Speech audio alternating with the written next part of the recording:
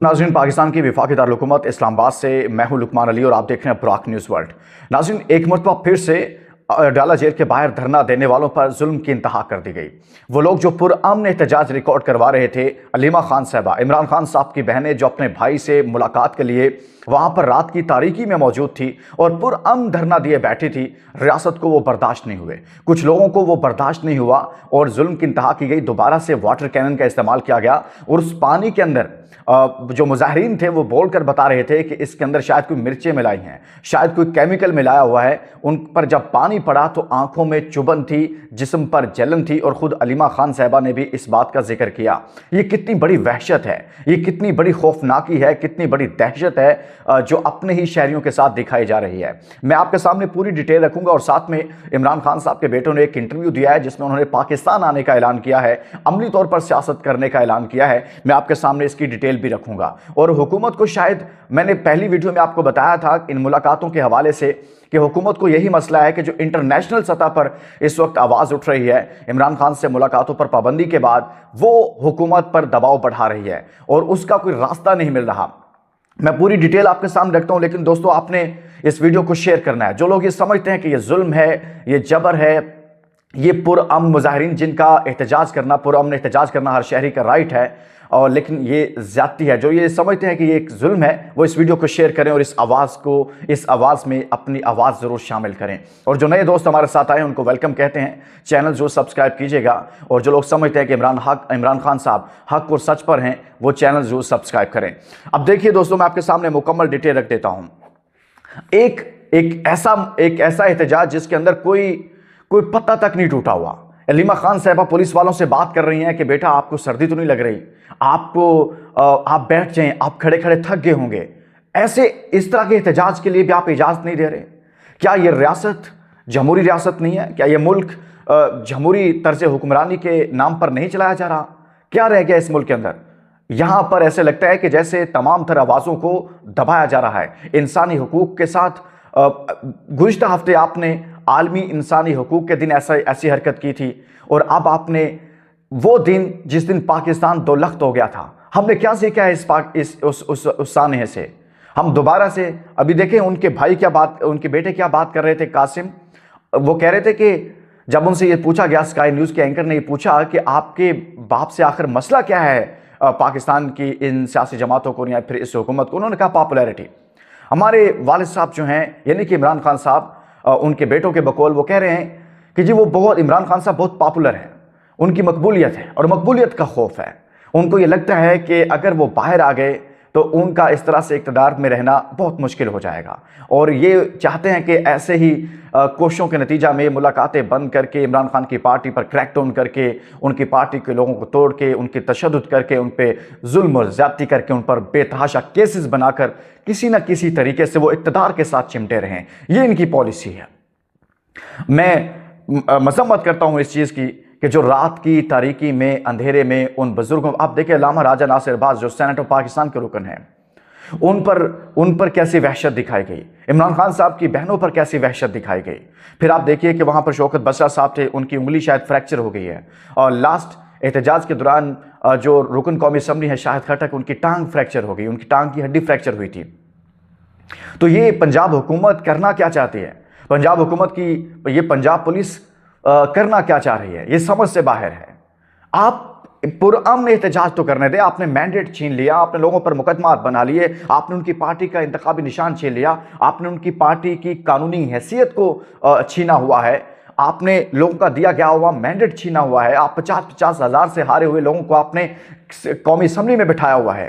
ख्वाजा आसिफ जो वजीर दिफा हैं वो रेहाना डार साहबा से 50,000 से ज़ायद वोटों से हारे हुए हैं। नवाज शरीफ साहब वो वाहिद लीडर हैं जिनका रिजल्ट बदलने के लिए आपने लाहौर के हल्का N130 के रात की तारीकी में उसका RO तब्दील कर दिया, उसका रिटर्निंग ऑफिसर तब्दील करके रख दिया और नए रिटर्निंग ऑफिसर को लगाया और फिर आपने उसको पार्लियामेंट का रुकन बनाया। और वो खातून जो आज भी जेल में है, उससे हारा हुआ इंसान है, नवाज शरीफ साहब की सियासत यह है कि एक खातून जेल में बैठी हुई है, ना कोई कैंपेन थी ना कुछ था, लेकिन लाहौर की आवाम ने उस खातून को, डॉक्टर यास्मीन राशिद को जितवाया, लेकिन उसके मद्दे मुकाबिल नवाज शरीफ जो बदतरीन तरीके से हारे। तकरीबन यह कहा जा रहा है कि हाफिज नईमुर्रहमान साहब बार बार इसकी वकालत कर रहे हैं और वो बार बार कह रहे हैं कि 70,000 वोटों से हारे हुए नवाज शरीफ किस मुंह से आगे चल फिर रहे हैं। और बड़ी खूबसूरत बात की थी उन्होंने, क्या चालान की बात हो रही है, इनका चालान कौन करेगा? इनका चालान कौन करेगा जो 70,000 से हारे हुए हैं, और उनका चालान कौन करेगा जिन्होंने 70,000 से हारे हुए को जितवाया और पार्लियामेंट में बैठा दिया? ये जुल्म नहीं है?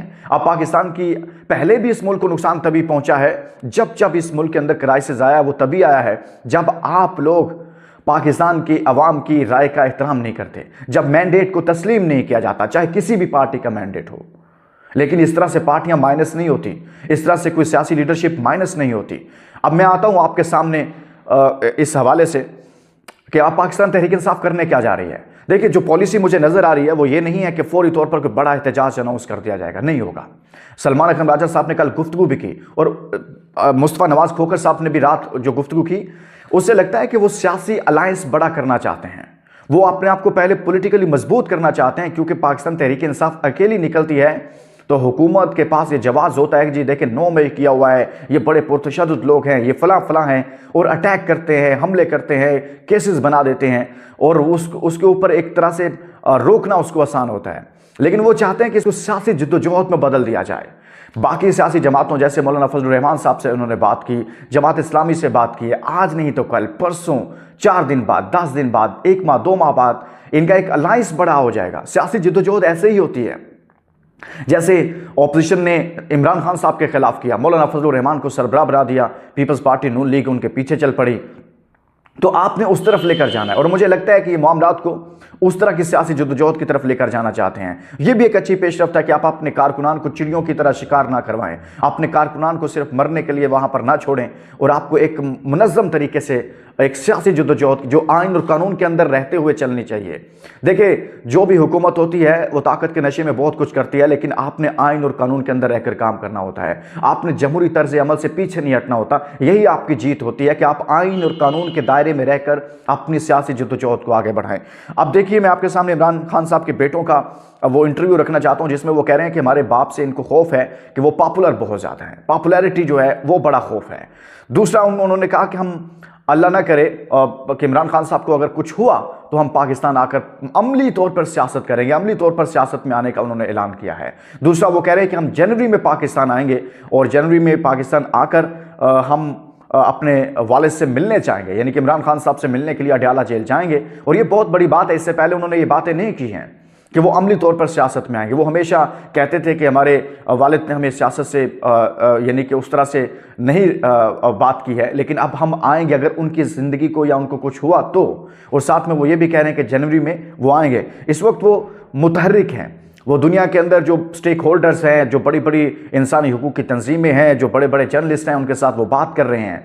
और इसी तरह से ओवरसीज़ जो चैप्टर है पाकिस्तान तहरीक इंसाफ का, वो काफ़ी ज़्यादा दोबारा से एक्टिव है। इस हवाले से कि इमरान खान साहब की मुलाकातों पर पाबंदी है, इस सारी चीज़ों पर हुकूमत दबाव में है, जैसे अक़वाम मुत्तहिदा की एक रिपोर्ट आई। तो ये एक सिलसिला चल रहा है। दूसरा, मैं आपको बता दूं कि सलमान अकरम राजा साहब का नाम था लिस्ट में, वो मुलाकात के लिए वहाँ मौजूद थे, लेकिन वो आखिरी वक्त तक भी वहाँ पर रहे। बहुत सारे लोग कह रहे हैं जी सलमान अकरम राजा साहब भाग गए। सलमान अकरम राजा साहब आखिरी लम्हे तक इमरान खान साहब की बहनों के साथ मौजूद थे। आप एक वीडियो देखेंगे तो उस वीडियो के अंदर आपको वो नजर आएंगे। और इसी तरह से बैरिस्टर गौहर साहब वहाँ पर गए ही नहीं, उनका नाम लिस्ट में शामिल था लेकिन गौहर साहब वहाँ पर गए नहीं थी। मैंने आपको खबर दी थी कि मुलाकात की इजाज़त दी जाएगी बैरिस्टर गौहर साहब को और सैयद अली रज़ा साहब को, लेकिन गौहर साहब तो वहाँ गए नहीं। अब हुकूमत के पास जवाब होगा कि देखें जो लोग लिस्ट में होते हैं वो तो मुलाकात करने के लिए जाते ही नहीं हैं। तो भाई आप ये क्या कर रहे हैं? आप पार्टी के सरबराह भी हैं, कम अज़ कम आपको वहाँ पर जाना चाहिए, बैठना चाहिए, पुरअमन एहतजाज का हिस्सा बनाना चाहिए। आपको ये तो नहीं कहा जा रहा कि आप हल्ला बोल दें, आप अडयाला जेल पर हल्ला बोल दें, आप पुलिस पर हल्ला बोल दें, आप कुछ कर दें, लेकिन ये समझ से बाहर है कि आप वहाँ पुरअमन एहतजाज में शिरकत के लिए भी नहीं जाते हैं। इजाज़त दीजिए दोस्तों, अपना बहुत सारा ख्याल रखिए। अल्लाह हाफ़िज़।